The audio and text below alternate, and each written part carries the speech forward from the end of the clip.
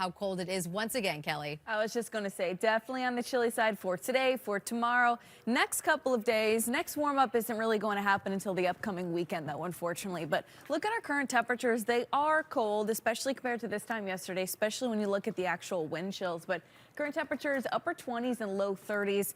It's not the temperature that's the problem alone. Of course, it's the wind as well. And we have that wind component today and tomorrow before it kind of dies back down as we get into your Thursday. So Boston, look at that, 31-mile-an-hour wind gusts. Fitchburg, 36-mile-per-hour wind gusts. That makes it feel a lot colder than it actually is. Remember, your body temperature is very warm. You have a layer of warm air that surrounds you, and the wind acts to strip away that layer of warm air, making it feel a lot colder. So current wind chills are in the teens, and, well, I don't have the best news for you, and that's, well, the wind chills are going to be staying in the teens pretty much for the rest of the day. We do have a little bit of an unsettled weather pattern as we head into the upcoming weekend into next week.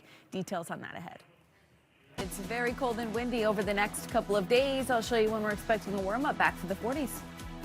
Particularly today and tomorrow, it's not the temperatures themselves that are that bad. I mean, it is winter after all. It's really the wind that's making it feel so much colder than it actually is. You'll want to dress in layers just to trap in your body heat pretty nicely. So here are the wind chills. This is what it's going to feel like this afternoon during the warmest part of the day, barely feeling like it's 20 degrees. You get closer to central Mass, southwestern New Hampshire, it only feels like it's in the teens. 6 o'clock tonight, say you're headed out to dinner. Feels like the low to the mid-teens, and where it's windier, even some spots, look at Worcester later this evening, feeling like the single digits. Tomorrow morning, feeling like the single digits in the low teens. Tomorrow afternoon, again, feeling like the mid to the upper teens. That's pretty chilly for this time of year. I mean, if you compare this to average highs, it's about 15, 20 degrees colder. So it's cold. Now, this is all because of the wind, right? So 1 o'clock this afternoon, wind coming in from the northwest. You've got wind gusts 25, 30 miles an hour.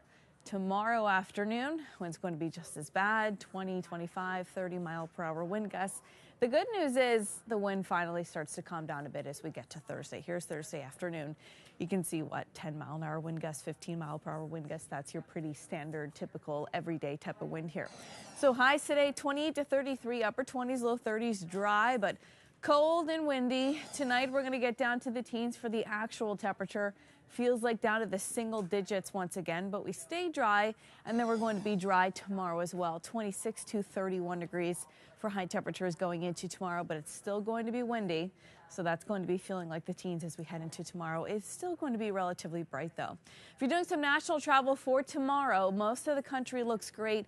We still have that critical fire weather ongoing in Southern California because the Santa Ana winds just do not want to give up. And looking ahead to the weekend, Saturday, a lot of us looking at some rain, could be some mix north and west of that.